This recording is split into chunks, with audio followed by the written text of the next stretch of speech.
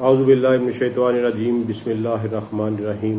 Rabbi अदखिलनी मुदखल सिद्क़िन व अख़रिजनी मुख़रज सिद्क़िन वजल्ली मिन लदुनका सुल्तानन नसीरा। अल्लाहुम्मा सल्लि अला मुहम्मदिन व अला आलि मुहम्मद कमा सल्लैता अला इब्राहीम व अला आलि इब्राहीम इन्नका हमीदुम मजीद। अल्लाहुम्मा बारिक अला मुहम्मदिन व अला आलि मुहम्मद कमा बारिकता अला इब्राहीम व अला आलि इब्राहीम इन्नका हमीदुम मजीद। तमाम दोस्तों को अस्सलामु अलैकुम। आज जिस मौजू पे हम डिस्कस करेंगे वो हदीस के हवाले से है। दरअसल मेरा इस चैनल बनाने का मकसद और ये सारी गुफ्तगू का मकसद सिर्फ़ ये है कि हम वो चैलेंजेस जो आज हमें दरपेश हैं और हमारी पढ़ी लिखी क्लास जो है वो उनसे मुतासर हो रही है, और उसके साथ साथ हमारी आने वाली नस्लों के लिए जो बहुत बड़े चैलेंजेस हैं, जो जिनको आप फितना का नाम दे सकते हैं या टेस्ट का नाम दे सकते हैं, उनके ऊपर रोशनी डाली जाए और ये बताया जाए दोस्तों को कि इनकी हकीकत क्या है और इससे हम किस तरह महफूज रह सकते हैं। तो मैं याजूज मजूज वाली जो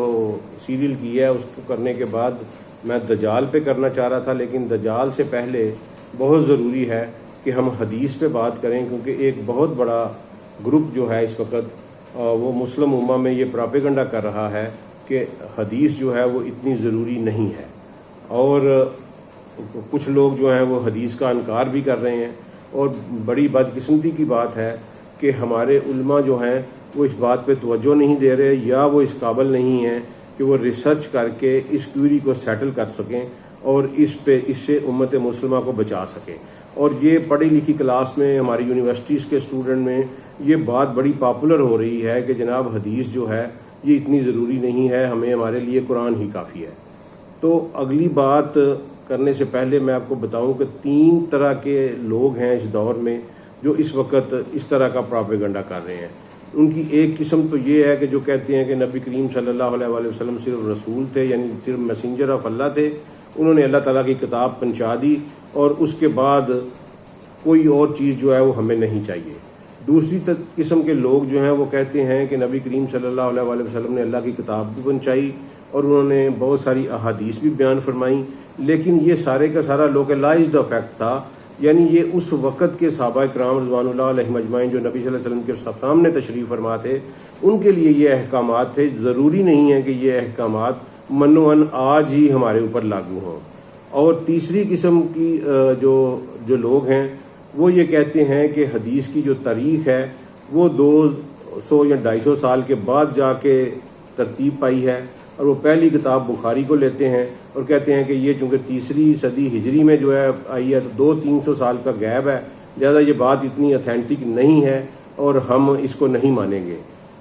ये 3 तरह के तबकात हैं जो पर्टिकुलरली प्रोपेगेंडा कर रहे हैं हदीस से नबी सल्लल्लाहु अलैहि वसल्लम के ख़िलाफ़। और ये बात याद रखें कि नबी करीम सल्लल्लाहु अलैहि वसल्लम की हदीस और उनकी सुन्नत जो है उसके बग़ैर ना कोई इस्लाम का तसव्वुर है ना कुरान का तसव्वुर है। अब हम 1 बाय 1 जो है ना जी आके बात करते हैं कि ये 3 तरह के जो लोग हैं इनको हम किस तरह काउंटर कर सकते हैं, और जो काउंटर आर्गूमेंट है इनका वो हम क्या प्रेजेंट करें जिसकी वजह से ये बात साबित हो जाए। तो मैं आज आपको इंशाल्लाह इन तीनों का बड़ा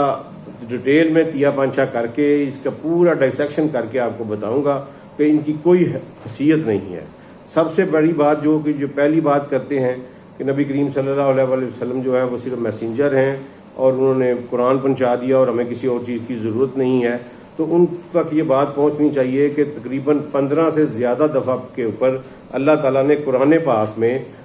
जो है वो बयान फरमाया है कि ना सिर्फ अल्लाह की अताअत ज़रूरी है बल्कि अल्लाह के साथ साथ अल्लाह के रसूल सल्लल्लाहु अलैहि वसल्लम की जो अताअत है वो भी बहुत ज़रूरी है। तो इस सिलसिले में मैं 2-3 रेफरेंस आपको दे देता हूँ कि जो हमारे यहाँ पाए जाते हैं कि जो कुरान में जो बात आई है उसमें सबसे पहले जो है वो सूरह नंबर 7 और आयत नंबर 59 है, जिसमें अल्लाह ताला ने कुरान पाक में वाज़ेह तौर पर यह बात कही है कि अल्लाह के रसूल जो तुम्हें दें वो ले लो और जिस बात से तुम्हें रोकें उससे रुक जाओ। यानी अल्लाह के रसूल जो तुम्हें दें वो ले लो और जिससे रोकें वो रुक जाओ। इसका मतलब है कि नबी करीम सल्लल्लाहु अलैहि वसल्लम की एब्सोल्यूट अथॉरिटी कायम की है अल्लाह ताला ने कि नबी करीम सल्लल्लाहु अलैहि वसल्लम हलाल और हराम का तयन कर सकते हैं। जब नबी करीम सल्लल्लाहु अलैहि वसल्लम की ज़ात को ये एब्सोल्यूट अथॉरिटी तकवीज़ कर दी गई है तो इसका मतलब है कि जब तक कुरान रहेगा नबी करीम सल्लल्लाहु अलैहि वसल्लम की ज़ात भी उसके साथ मुंसलिक रहेगी। इसके अलावा सूरत नंबर 80 और आयत नंबर 4 में अल्लाह ताला ने फरमाया कि रसूल अल्लाह सल्लल्लाहु अलैहि वसल्लम की अतात इसी तरह है जिस तरह के तुम अल्लाह ताला की अतात करते हो, यानी अतात रसूल में और अतात अल्लाह में किसी किस्म का कोई फ़र्क नहीं है। फिर इसके बाद सूरह नजम में अल्लाह ताला ने फरमाया कि ये मेरा महबूब जो है ये अपनी मर्ज़ी अपनी ख्वाहिश से कोई बात नहीं करता, ये तो सिर्फ वही बात कहता है जो उस पर वही की जाती है। तो आप ये देख लें कि नबी करीम सल्लल्लाहु अलैहि वसल्लम जो भी बात करें, चाहे वो तजारत के मतलब हो, चाहे वो ख़ानदानी अमूर के मतलब हो, चाहे वो माशरती अलूम के मतलब हो, चाहे वो अपनी बीवियों के साथ बात कर रहे हों, अपने दोस्तों से मामलात कर रहे हों, अपने दुश्मनों के साथ मामलात कर रहे हों, लेकिन वो सारी की सारी बात जो है वो मिन जानिब अल्लाह होगी। इसलिए वही को दो हिस्सों में तकसीम किया जाता है, वही है मतलू और वही है गैर मतलू। वही है मतलू वो जिसकी तलावत की जाती है यानी कुरान पाक, और गैर मतलू जिसकी तलावत नहीं की जाती। तो ये नबी सल्लल्लाहु अलैहि वसल्लम ने जो कुछ भी फरमाया है ये हमारा ईमान है कि वो अल्लाह ताला की तरफ से है, लिहाजा इसके ऊपर ईमान रखना ये बहुत ज़रूरी है। अब तीसरी बात ये कि लोकलाइज्ड अफेक्ट है, ये गामदी साहब और उनकी क्लास से तलक रखने वाले बहुत से लोग जो हैं ये इसका प्रोपेगेंडा कर रहे हैं कि जनाब ये लोकलाइज्ड अफेक्ट है, ये उस वक़्त के लोगों के लिए था या उस वक़्त के पर्टिकुलर हालात के मुताबिक ये अहकामात थे। तो जनाब वाला नबी करीम सल्लल्लाहु अलैहि वसल्लम की बात को लोकलाइज करार देने का मतलब ये है कि आप उनका जो स्टेटस है कि वो क़यामत तक के लिए रसूल हैं, उनके बाद कोई रसूल नहीं आने वाला, और किताब जो कुरान पाक है ये आखिरी किताब है, इसके बाद कोई किताब नहीं आने वाली। चाहे 2000 साल गुजर जाएँ, 10,000 साल गुजर जाएँ, 1 करोड़ साल गुजर जाए दुनिया का, लेकिन नबी करीम सल्लल्लाहु अलैहि वसल्लम का जो रास्ता है वही इस्लाम का रास्ता है, और नबी करीम सल्लल्लाहु अलैहि वसल्लम की दी हुई जो किताबुल्लाह है वही अल्लाह की आखिरी और फाइनल किताब है। लिहाजा अगर आप लोकलाइज कंसेप्ट तस्वर करते हैं तो इसका मतलब ये है कि आप नबी करीम सल्लल्लाहु अलैहि वसल्लम को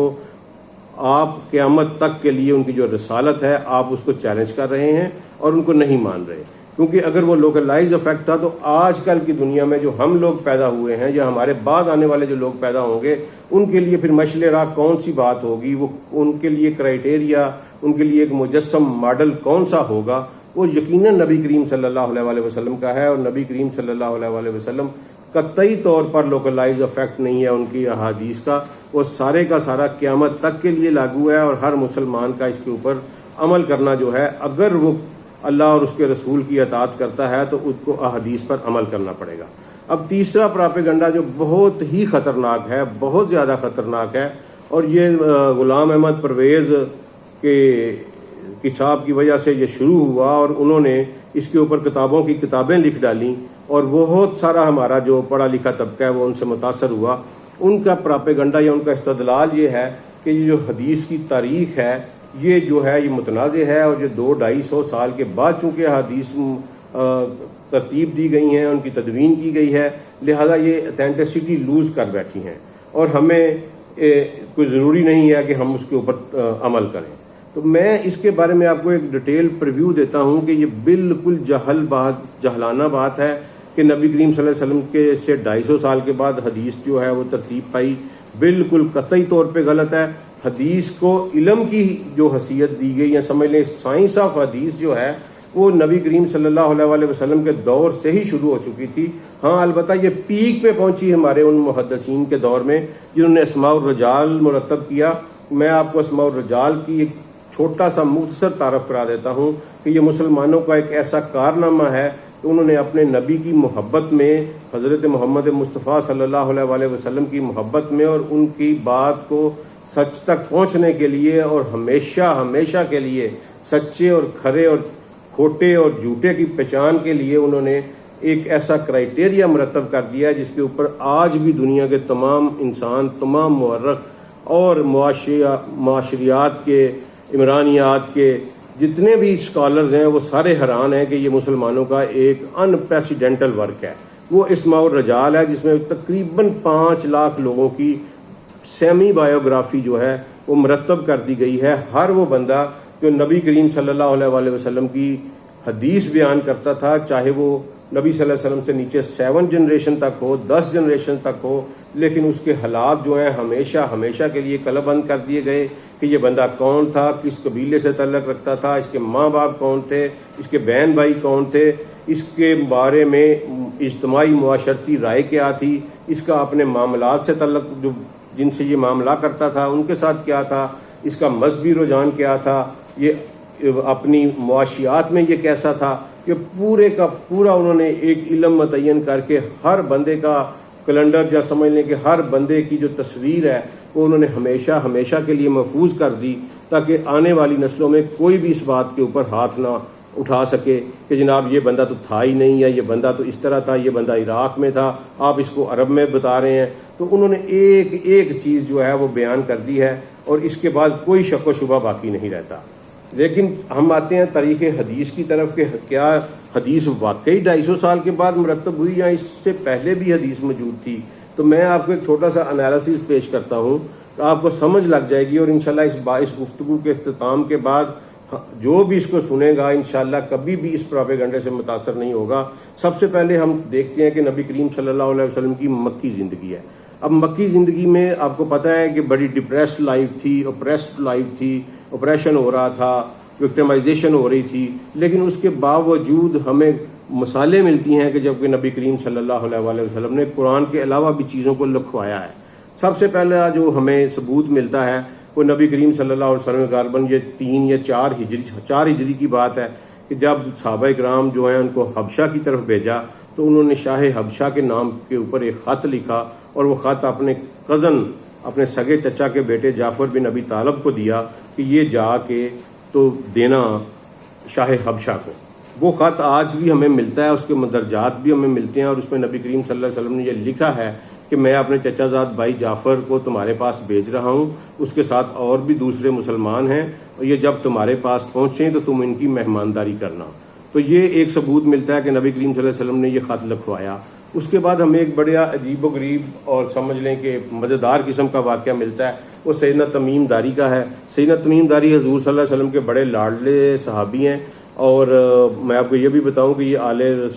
बैत रसूल के दामाद भी हैं। सैयदना फ़ज़ल बिन अब्बास ने इनको अपनी बेटी का रिश्ता दिया था, तो उस हवाले से ये नबी करीम सल्लल्लाहु अलैहि वसल्लम के रिश्तेदार भी बन गए। लेकिन आगे जब हम दज्जाल पे बात करेंगे तो तमीम दारी का बड़ा इंपॉर्टेंट रोल आता है। तमीम दारी शाम के रहने वाले एक ईसाई थे और बेसिकली ये कैप्टन ऑफ द शिप थे,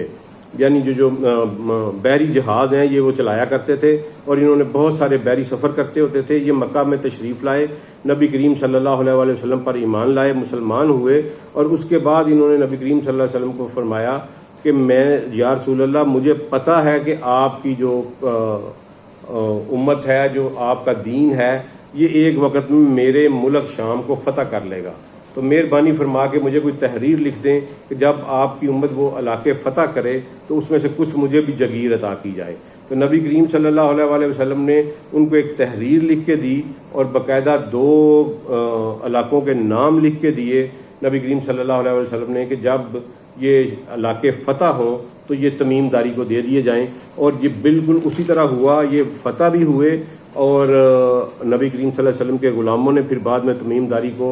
वो दिया भी नबी करीम सल्लल्लाहु अलैहि वसल्लम के फरमान के मुताबिक। वो 2 गाँव जो थे जिसका नबी करीम सल्लल्लाहु अलैहि वसल्लम ने लिखा था वो बाकायदा दिया। तो ये मक्की ज़िंदगी में दूसरा सबूत हमें मिलता है कि नबी करीम सल्लल्लाहु अलैहि वसल्लम कुरान के अलावा भी चीज़ें लिखवाया करते थे। इसके बाद आ जाता है हिजरत। हिजरत के सफ़र में बहुत मशहूर वाक़या आपको पता है कि सराका बिन जशम जो था वो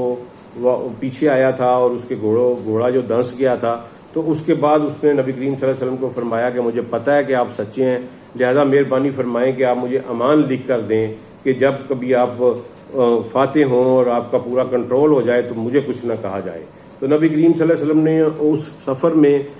आमिर बिन फ़हीरा जो थे वो ग़ुलाम नबी करीम सल्लल्लाहु अलैहि वसल्लम के साथ थे। आपने आमिर बिन फ़हीरा से वो तहरीर लिखवाई और सराका बिन जशम को दी और उनको ईमान भी दी और ये भी कहा कि जब किसरा का महल फ़तह होगा तो उस माले गनीमत में आने वाले किसरा के कंगन तेरे हाथों में पहनाए जाएंगे। और फिर चश्मे फलक ने ये वाक़या देखा कि नबी करीम सल्लल्लाहु अलैहि वसल्लम की वो बात सच हुई और फिर हज़रत उमर फ़ारूक ने मस्जिद नबी के सेन में सराका बिन जशम को बैठाकर उसके हाथों में किसरा के कंगन पहनाए और अपने नबी करीम सल्लल्लाहु अलैहि वसल्लम की बात को ये सच करके दिखाया। तो ये हमें उनका एक तहरीरी सबूत मिलता है। इसके बाद अब हम आगे जाते हैं तो जब नबी करीम सल्लल्लाहु अलैहि वसल्लम मदीना तशरीफ़ लाते हैं तो वहाँ ज़ाहिर है एक रियासत बन गई थी। तो सबसे पहले जो तहरीरी सबूत किसी भी तहरीर का हमें मिलता है वो मिसाक मदीना या कॉन्स्टिट्यूशन ऑफ मदीना का मिलता है। वो नबी करीम सल्लल्लाहु अलैहि वसल्लम ने कबाइल और यहूद के कबाइल और जो औस और खज़रज थे उनके साथ मिलके एक ऐसा कॉन्स्टिट्यूशन तैयार किया मदीने की स्टेट का। तो उसका तहरीर जो है पूरी की पूरा मजमून वो तारीख़ ने महफूज किया हुआ है और वो हम तक पहुँचा है। इसके बाद ये तो बात आ गई कि इसके बाद नबी करीम सल्लल्लाहु अलैहि वसल्लम ने मदीना की ज़िंदगी में बहुत सारे दूसरे मुल्कों के जो बादशाह थे, जो फरमा रवा थे, जो गवर्नर्स थे, उनको ख़त लिखे और वो ख़त उनमें से कुछ जो है वो आज भी महफूज हैं, असली हालत में भी मौजूद हैं और कुछ का मतन जो है वो हमारे तक पहुंचा हुआ है बिल्कुल उसी हालत में। तो उसमें उन्होंने हरकुलियस यानी उसको ख़त लिखा था। फिर उन्होंने मिस्र के फरमा रवा था जो मकोकस उसको लिखा था। फिर उन्होंने किस्रा को लिखा था। गर्ज के जितने भी सराउंडिंग स्टेट्स के जो हुक्मरान थे सबको नबी करीम सल्लल्लाहु अलैहि वसल्लम ने बाकायदा ख़त लिखे थे और तहरीर करवाए थे, उनके नीचे अपनी मोहर लगाई थी और वो ख़त जो है वो मौजूद है। इसका मतलब है कि नबी करीम सल्लल्लाहु अलैहि वसल्लम के दौर में लिखा जाता था। आगे आ जाती है बात कि वो ये तो हो गए नबी करीम सल्लल्लाहु अलैहि वसल्लम की जानिब से तहरीरें। अब बात आ जाती है कि अहादीस को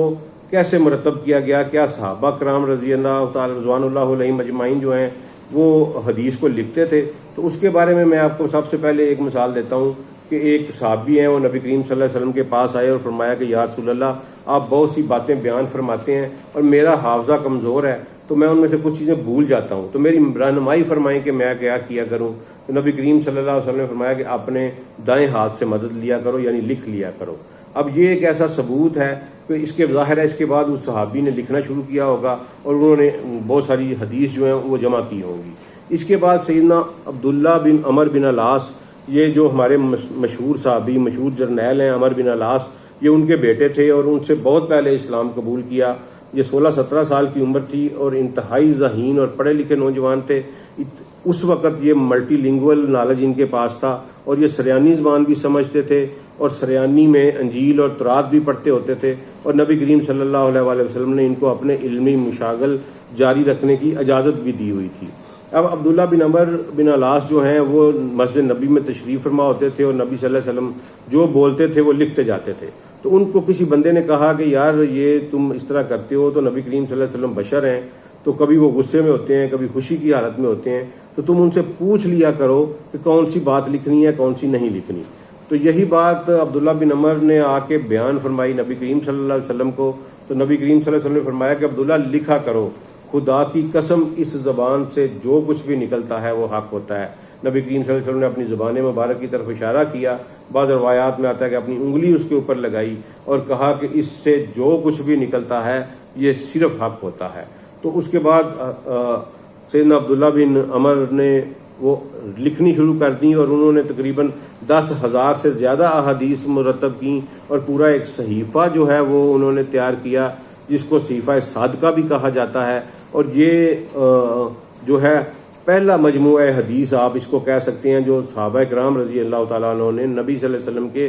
दौर में तैयार किया। इसके बाद एक और बड़ा इंपॉर्टेंट वाक़या मिलता है, मैं आपको बताता हूँ कि एक सहाबी हैं सैयदना अनस बिन मालिक रज़ी अल्लाह तआला अन्हु। सैयदना अनस बिन मालिक जब नबी सल्लल्लाहु अलैहि वसल्लम मदीना तशरीफ़ लाए तो फरमाते हैं कि मेरी उम्र 10 साल थी और मेरी माँ उंगली पकड़ के मुझे नबी करीम सल्लल्लाहु अलैहि वसल्लम के पास ले गई और बड़े फ़ख्र से बताया कि या रसूलल्लाह मेरा बेटा पढ़ना लिखना जानता है और आप इसको अपने घर में खादम के तौर पर रख लें। वाह क्या नसीब थे यार उन लोगों के, ठीक है ना, क्या मुकद्दर था, क्या मुकद्दर पाया है। तो वो कहते हैं सैयदना अनस बिन मालिक के नबी सल्लल्लाहु अलैहि वसल्लम ने बखुशी मुझे कबूल फरमाया और फिर उसके बाद मैं नबी सल्लल्लाहु अलैहि वसल्लम की वफ़ात तक उनके घर में रहा। तो वो नबी करीम सल्लल्लाहु अलैहि वसल्लम की जलवत खलवत के साथ एज ए सर्वेंट उनके घर में रहते थे और वो 10 साल मुसलसल रहे। तो उन्होंने नबी करीम सल्लल्लाहु अलैहि वसल्लम के साथ जो जलवत खलवत और जो सारे पहलू जितना टाइम गुजारा उतना टाइम शायद बड़े बड़े सहाबा को भी नबी करीम सल्लल्लाहु अलैहि वसल्लम के साथ गुजारने का नहीं मिला। तो वो चूँकि लिखना पढ़ना जानते थे लिहाजा वो कहते हैं कि मैं बहुत सारी चीज़ें नबी सल्लल्लाहु अलैहि वसल्लम से सुनता था वो भी लिख लिया करता था, और जो नबी करीम सल्लल्लाहु अलैहि वसल्लम को करता देखता था वो भी लिख लिया करता था। और मज़े की बात यह है कि उनके पास एक सहीफ़ा था जो, और उनकी उम्र बहुत तकरीबन 100 साल से ज़्यादा उनकी उम्र हुई, क्योंकि नबी करीम सल्लल्लाहु अलैहि वसल्लम ने उनको दुआ दी थी। और देखें कि अल्लाह ताला ने कैसे अपने हबीब सल्लल्लाहु अलैहि वसल्लम की ज़िंदगी को प्रिजर्व किया कि अनस बिन मालिक को, जो पढ़ा लिखा बच्चा था 10 साल की उम्र का, उनको उनके घर में भिजवाया और वहाँ वो 10 साल तक उसने खिदमत दी, और फिर उसको लंबी उम्र अता की, 100 साल की से भी ज़्यादा, ताकि ये बातें सारी की सारी इंसानियत तक पहुँच जाएँ। तो वो कहते हैं कि मैंने एक नुस्खा तैयार किया हुआ था, एक सहीफ़ा था मेरे पास, और वो इस तरह था कि मैं नबी करीम सल्लल्लाहु अलैहि वसल्लम को पढ़ के सुनाता होता था, और नबी सल्लल्लाहु अलैहि वसल्लम बाकायदा उसमें तौसीफ़ फरमाया करते थे। तो ये देखें, ये इतना अथेंटिक सहीफ़ा बन जाता है कि जिसको नबी करीम सल्लल्लाहु अलैहि वसल्लम ने खुद उसकी करेक्शन फरमाई हुई है, नबी सल्लल्लाहु अलैहि वसल्लम ने उसकी प्रूफ रीडिंग सुनी हुई है, और वो बाकायदा उसमें तसीहात जो हैं वो दर्ज करवाई थी। तो ये एक पेटेंट किस्म की किताब हमें बन जाती है, जिसका सबूत हमें मिलता है कि सैयदना अनस बिन मालिक की थी। इसके बाद आए सैयदना अबू हुरैरा रज़ी अल्लाह तआला अन्हु की तरफ, जिनकी से मंसूब हैं बहुत सारी तकरीबन 6000 से ज़्यादा अहादीस। तो वो भी नबी करीम सल्लल्लाहु अलैहि वसल्लम के दौर में, ये क्योंकि वो सूफा में रहते थे, उनकी फैमिली कोई नहीं थी, दूसरे तमाम लोग अपनी अपनी फैमिलीज़ में चले जाते थे, अपने कारोबारों में चले जाते थे, लेकिन ये वहीं खाते थे, वहीं सोते थे। तो इनको नबी करीम सल्लल्लाहु अलैहि वसल्लम के करीब रहने का बहुत ज़्यादा मौका मिला, और साथ से लिखना पढ़ना भी जानते थे। और अबू हुरैरा के बारे में ये भी है कि ना सिर्फ वो अरबी जानते थे, बल्कि वो फ़ारसी भी जानते थे, और वो सरियानी ज़बान भी जानते थे। तो उन्होंने नबी करीम सल्लल्लाहु अलैहि वसल्लम से सुन के लिखना शुरू कर दिया, और उसको महफूज बनाया। और उसका एक वाक़या जो है वो मैं आपको बताता हूँ कि बड़ा खूबसूरत वाक़या है। उनके एक शागिर्द हुए हैं अमर बिन उमैया। अमर बिन उमैया जो है वो कहते हैं कि एक दफ़ा मैंने अपने उस्ताद यानी अबू हुरैरा को ये कहा कि आपने ये हदीस बयान फरमाई है। उस वक्त अबू हुरैरा बहुत बूढ़े हो चुके थे। तो अबू हुरैरा ने कहा कि नहीं, मैंने ये हदीस बयान नहीं की। तो अमर कहते हैं मैंने कहा उस्ताद आपने ये हदीस बयान की है। तो वो कहते हैं कि मेरे उस्ताद यानी अबू हुरैरा मुझे उंगली पकड़ के मुझे घर ले आए और कहा कि अगर मैंने तुमसे ये हदीस बयान की है तो ये मेरे पास लिखी हुई ज़रूर होनी चाहिए। वो कहते हैं उन्होंने एक संदूक खोला, उसमें से पहले एक किताब निकाली, उसको देखा, फिर दूसरी किताब निकाली, उसको देखा, फिर तीसरी किताब निकाली। तो एकदम खुशी से बोले कि देखो मैं ना कहता था कि मेरे पास लिखी होनी चाहिए, ये देखो ये वाकई इस जगह के ऊपर लिखी हुई है, इसका मतलब है ये मैंने बयान की होगी। तो इसका मतलब है 3 किताबें तो उस वक़्त उन्होंने देखी उनके संदूक में। लेकिन वो कहते हैं कि सैयदना अबू हुरैरा के पास और बहुत सारी किताबें थीं, उन्होंने पूरे वॉल्यूम लिख के रखे हुए थे। तो ये इस बात का सबूत है कि नबी करीम सल्लल्लाहु अलैहि वसल्लम के दौर में ही हदीस लिखी जाती थी। इसके बाद सबसे बड़ा सबूत जो है वो सैयदना अबू हुरैरा के एक शागिर्द थे हमाम बिन मंबा। अब सैयदना अबू हुरैरा को जब आप स्टडी करते हैं तफसील में तो बड़ा खूबसूरत एक उनका तरीक़ाकार था इल्म का कि वो एक ही तरह का इल्म अपने तमाम शागिर्दों को नहीं देते होते थे। मसलन एक शागिर्द आया उसको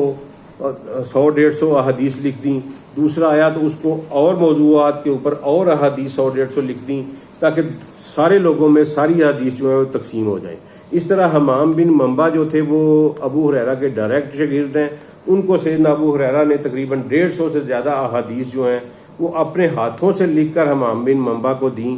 और ये हमाम बिन मंबा वाला जो नुस्खा है ये इतना अल्लाह ताला ने एहसान किया हमारे ऊपर कि ये तारीख़ में महफूज रहा। और फिर इसको इस उम्मत के बहुत बड़े मोहसन हैं डॉक्टर हमीदुल्ला, वो जो फ्रांस में रहते होते थे, बेसिकली वो हैदराबाद दक्कन से थे। तो डॉक्टर हमीदुल्ला ने फिर मेहनत की, इसके ऊपर रिसर्च की और अल्टीमेटली उन्होंने इसको असल नुस्खा, कलमी नुस्खा जो अबू हुरैरा से मंसूब था वो बरामद किया उन्होंने एक लाइब्रेरी से। और उसके बाद उसकी तस्वीरें बनवाईं और आज अल्हम्दुलिल्लाह हमाम बिन मंबा की जो किताब है उसका उर्दू तर्जमा भी हो चुका है और वो मेरे पास सॉफ्ट कापी में भी मौजूद है। जो दोस्त चाहेगा मैं उसको भेज भी दूंगा। तो वो दुनिया का कदीम तरीन जो है हदीस का नुस्खा है कि अबू हुरैरा और नबी करीम सल्लल्लाहु अलैहि वसल्लम, इसके बाद कोई वास्ता नहीं है। हमाम बिन मंबा ने अबू हुरैरा से लिया और अबू हुरैरा ने वो बातें नबी करीम सल्लल्लाहु अलैहि वसल्लम से सुनी। तो ये नुस्खा जब बरामद हुआ, ये रिसेंटली पिछली सदी में बरामद हुआ था। तो ये सब के मुंह बंद हो गए कि जो ये कहते थे कि नबी करीम सल्लल्लाहु अलैहि वसल्लम के दौर से 250 साल के बाद हदीस जो हैं ये तरतीब पाई हैं। तो बिल्कुल ये गलत बात है। नबी करीम सल्लल्लाहु अलैहि वसल्लम के दौर में सहाबा किराम लिखते होते थे। नबी करीम सल्लल्लाहु अलैहि वसल्लम के दौर में ही बहुत सारी अहादीस जो है तदवीन हुई उनकी। लेकिन हुआ ये कि बाद में आने वाले लोगों ने इसको तितर बतितर इस तरह कर दिया कि मसलन सैयदना अबू हुरैरा की हदीस उन्होंने ली, उनकी बुक को उठाया और उसमें उन्होंने उसके बाब बना दिए। एक हदीस को वुज़ू के बाब में और दूसरी हदीस को नमाज के बाब में, तीसरी को जनाजे के बाब में, इस तरह डाल के तो वो हदीसें जो है वो तितर बतितर हो गई, वो नुस्खे तितर बतितर हो गए। लेकिन इसका ये मतलब नहीं है कि इसका रिकॉर्ड मौजूद नहीं था। इसके अलावा जितनी भी अहादीस हैं उन सब के साथ मुकम्मल चेन है कि जो बंदा इनको रिपोर्ट कर रहा है वहाँ से लेकर रसूल अल्लाह सल्लल्लाहु अलैहि वसल्लम तक ये बात कैसे पहुँची है, और फिर उस हर एक बंदे के हालाते ज़िंदगी जो हैं वो भी मौजूद हैं इस्माउर रजाल में। इसलिए ये बिल्कुल झूठ है। नबी करीम सल्लल्लाहु अलैहि वसल्लम की मैंने मक्की दौर से आपको 2 नुस्खे बता दिए, मैंने हिजरत के दौरान का एक नुस्खा बता दिया, मैंने मदनी ज़िंदगी में नबी करीम सल्लल्लाहु अलैहि वसल्लम के लिखे हुए खतूत और कॉन्स्टिट्यूशन ऑफ मदीना जो लिखा गया उसका आपको बता दिया। उसके बाद सहाबा किराम रिज़वानुल्लाह अलैहिम अजमाइन में से अब्दुल्ला बिन अमर बिन अलास जो थे उनका मैंने आपको बता दिया, सैयदना अबू हुरैरा का बता दिया, सैयदना अनस बिन मालिक का बता दिया, और उसके बाद हमाम बिन मंबा जो अबू हुरैरा के डायरेक्ट शागिर्द हैं उनका नुस्खा मेरे पास मौजूद है, मैंने आपको उसका भी बता दिया। तो ये बात बिल्कुल झूठ है, बिल्कुल जाहलाना बात है कि नबी करीम सल्लल्लाहु अलैहि वसल्लम की अहादीस जो हैं वो 250-300 साल के बाद मुरतब हुई, नबी करीम सल्लल्लाहु अलैहि वसल्लम के दौर से मुरतब हुई, और ये रोशनी का वो मंबा था, ये अल्हम्दुलिल्लाह ये अमल और अक़वाल का वो मजमुआ था जिसके बारे में इंसानियत सार क़यामत तक जिसकी मुतलाशी रहेगी और जिसके ऊपर अमल करके अल्लाह ताला का वाहिद रास्ता इस्लाम जो है वो मिलता है। अगर आप मोहम्मद मुस्तफ़ा सल्लल्लाहु अलैहि वसल्लम की ज़ात को इस्लाम से निकाल दें तो बाकी कुछ नहीं बचता, क्योंकि आप देखें कि कुरान भी एक तरह से हदीस है। ये मेरे नबी की सदाकत थी कि उनके मुंह से निकला हुआ लफ्ज़ उन्होंने अपनी तरफ मंसूब नहीं किया, उन्होंने कहा कि ये कुरान है और ये मेरी बात है, वरना कुरान भी उसी ज़ुबान मुबारक से निकला जिस ज़ुबान मुबारक से हदीस निकली। वही ज़ुबान मुबारक है जो इस कायनात की कुंजी है, वही ज़ुबान मुबारक